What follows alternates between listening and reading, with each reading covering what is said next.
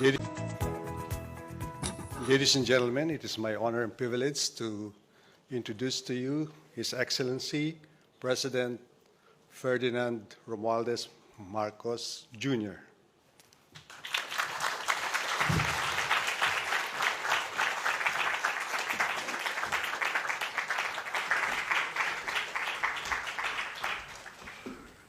Thank you very much, Secretary Ben Jokno. Please take your seats. I welcome all of the participants who have come to join us for this briefing for the future and the plans of the future for the economy of the Philippines. Because today we shine a spotlight on Asia's fastest rising star, the Philippines. The Philippines welcomes the next 6 years with optimism, grounded on a favorable investment policy environment, sound macroeconomic fundamentals, and a strong and decisive economic team. We are presently on a steady path to a strong recovery from the pandemic and a robust economic expansion. In the next few years, our economy is expected to outperform our regional peers.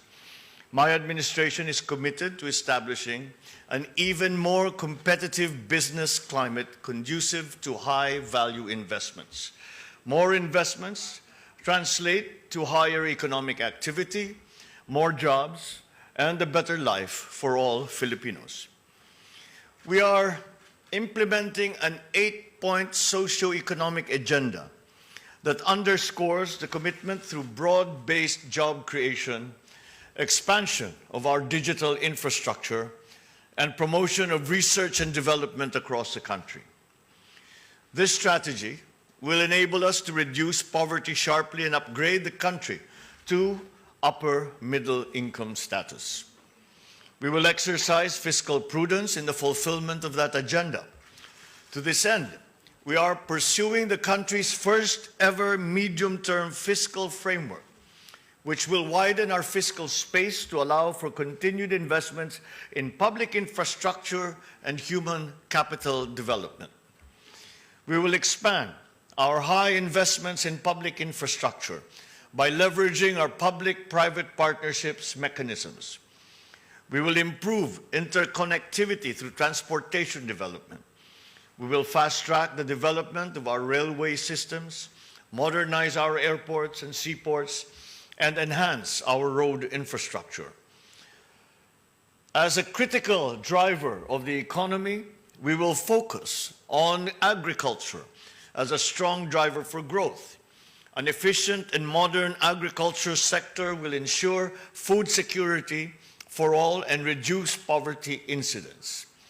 We will also reinvigorate the tourism sector through massive investments in travel infrastructure and the promotion of the Filipino brand around the world.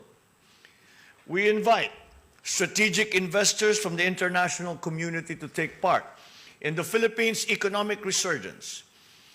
We will change the game by structural reforms that we have set in place to allow for wider participation in our industries.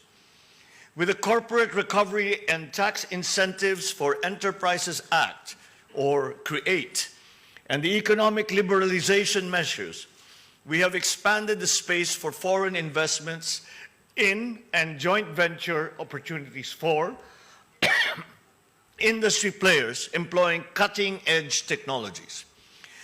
The presentations of the economic team today will paint a clearer picture of what you can expect in the next 6 years. The Philippines welcomes your investments and looks forward to forging even stronger ties with the Singaporean business community.